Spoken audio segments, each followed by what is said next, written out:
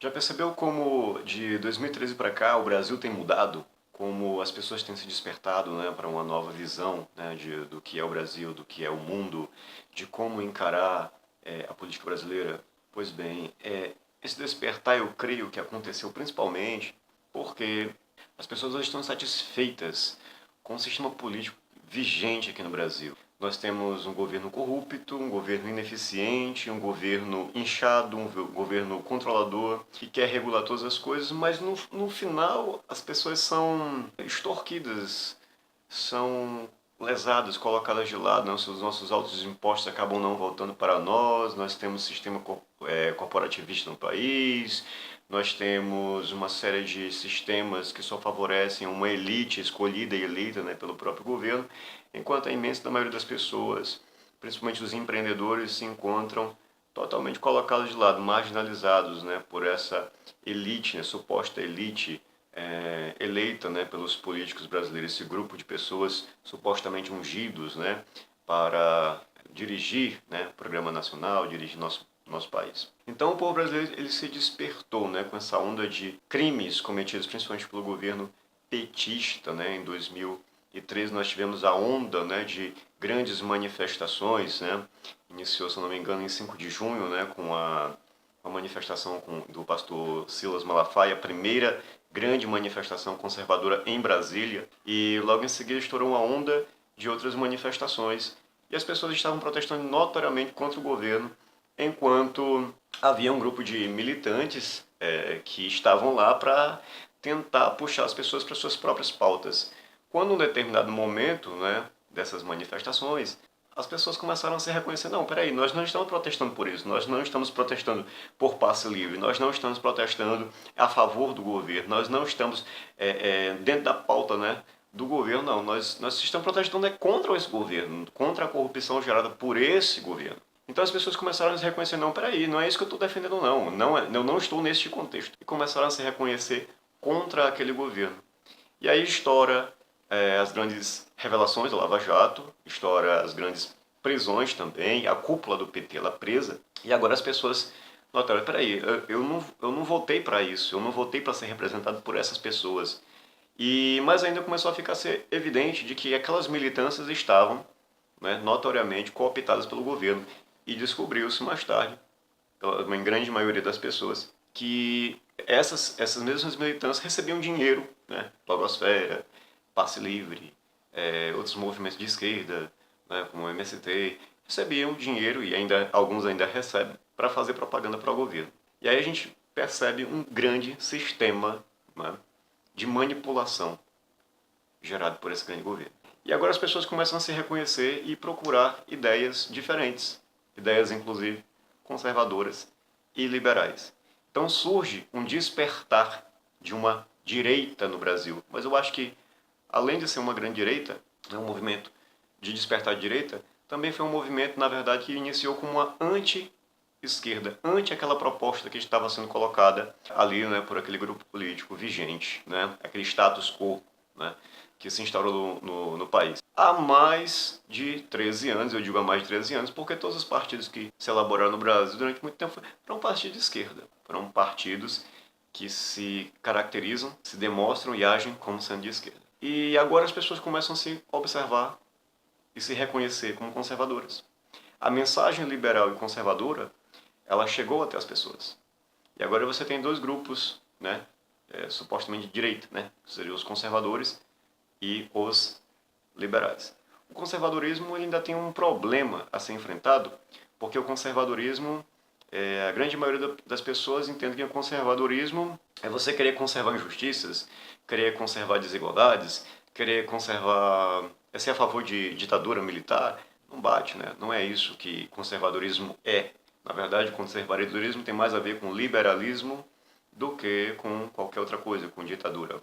Aquilo foi um momento histórico do país, foi um momento até necessário, né, para que não se houvesse um golpe de Estado aqui dentro do Brasil à esquerda, e se esse golpe tivesse sido à esquerda, jamais teria se dissolvido essa ditadura, porque iria acontecer o que aconteceu em Cuba, por exemplo, paredões de fuzilamento, pessoas iam ser mortas, enterradas vivas, campos de concentração, aqui ia virar um inferno na Terra. Isso não aconteceu. E logo em seguida essa ditadura ela se abre e se apara a democracia. Só que essa democracia ela é colocada em um contexto em que, ao longo do desenvolvimento político, um grupo começa a se enraizar dentro do sistema e controlar a máquina pública de dentro. Cria-se os capitalismos de compadres, né, o corporativismo. O governo seleciona um grupo de empresas, né, capitalismo de compadre é isso, é quando o governo escolhe um grupo de empresas para prejudicar a sua vida, para prejudicar você. O governo quer escolher a empresa que você quer contratar para te dar telefonia celular.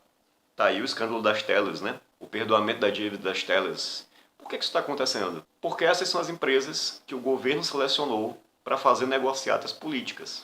O que isso acontece? Você tem uma agência reguladora, como a Anatel, por exemplo, que só serve para criar problemas, entraves, para que outras empresas não possam entrar nesse mercado. Então, o governo cria um sistema de monopólio de mercado das empresas que ele escolheu e obriga você a usar a empresa que ele quer pelo sistema de regulamentação.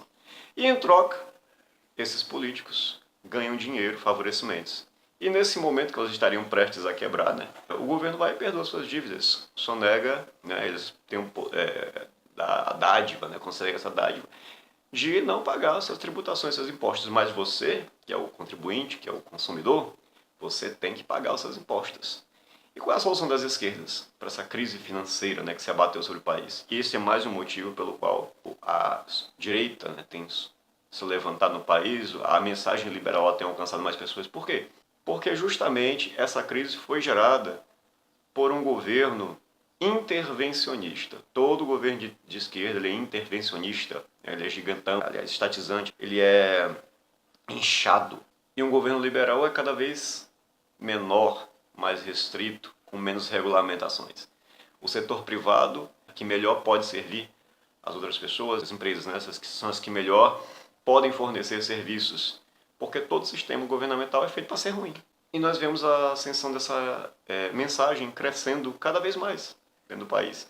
Não só no Brasil, mas na América Latina. Você tem agora o Fórum das 5 reformas liberais propostas, né, pelos liberais da América Latina.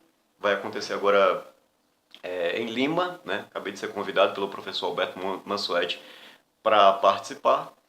E é isso que está acontecendo. A mensagem liberal está chegando às pessoas. A mensagem liberal está encontrando o terreno fértil para florescer. Isso só vai aumentar. A internet não vai parar de mandar as mensagens. Antigamente eles conseguiam sufocar a mensagem, conseguiam manipular, conseguiam chamar os liberais de neoliberais, que neoliberalismo não tem nada a ver com liberalismo. Neoliberalismo são 10 medidas baseadas no consenso de Washington, para que um país pudesse ir lá e fazer empréstimo no FMI. Isso é o neoliberalismo. E o liberalismo tem a ver com isso, tem a ver com desregulamentação, tem a ver com a não imposição, né, dos altos impostos sobre a população. Somente o que é necessário. Bom, na verdade tem uma discussão a que tamanho deve ser esse governo, né? E por fim, chegar aos extremos de dizer, não precisa mais de governo, né? Nós podemos nos autogerir, nos autogovernar, né? Fazer nosso próprio governo. E isso aí está crescendo cada vez mais no país. E qual é a solução que a esquerda tem apresentado, né? Aliás, para a solução da crise gerada por ela mesma dentro do país? Mais impostos, calote, regulamentações, né? O velho capitalismo de compadres e todas as velhas políticas que não funcionam, que deram errado na Venezuela, querem implantar aqui no Brasil ainda. Controlar a taxa de juros, né? As taxas de juros, artificialmente, isso só vai dar mais problema, porque no final a conta vai ser jogar no bolso do consumidor novamente. E não existe solução por intervencionismo. A solução é desregulamentação. A solução é deixar as pessoas resolverem o problema. É aquela velha história. Quem é que pode administrar melhor o seu dinheiro? Você ou outra pessoa? Você, com certeza.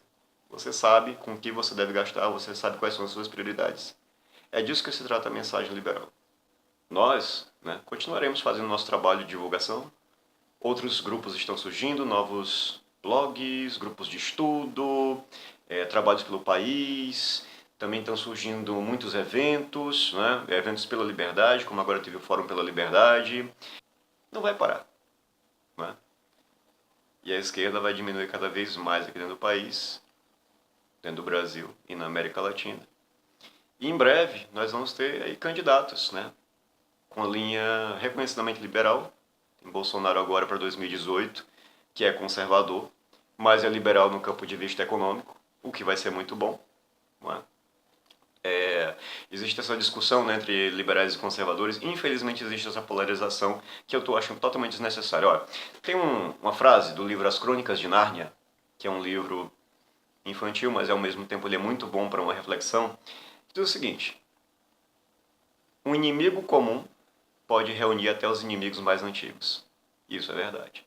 Então, nesse exato momento em que nós estamos levando uma mensagem anti-Estado inchado, anti-regulamentação e anti-controle do Estado sobre a sociedade, é essencial que conservadores liberais unam forças, porque eles têm mais em comum do que diferenças, né? Do que questões de indiferença, contra esse inimigo comum, que é um inimigo estatizante, assim, Estado gigantesco, monstruoso, né, que nos roubam a arrecadação do impostômetro agora, ele revelou que a nossa arrecadação nesse ano de 2016 passou de 2 trilhões, dinheiro que não vai retornar para nós em forma de bens e serviços. E se esse dinheiro fosse usado de outra forma? Né? E se esse dinheiro não tivesse saído dos nossos bolsos? Nós mesmos teríamos mais condições, né, de podermos fazer serviços melhores, de podermos produzir bens melhores, consumir bens cada vez melhores. O governo só atrapalha. Ok? Então, meus amigos, inscreva-se aí no canal Zump, acompanhe nossos vídeos, mande informações, comente, compartilhe essa ideia. Vamos levar a mensagem conservadora e liberal mais além. Ok? Então, fiquem com Deus. Até a próxima. Tchau, tchau.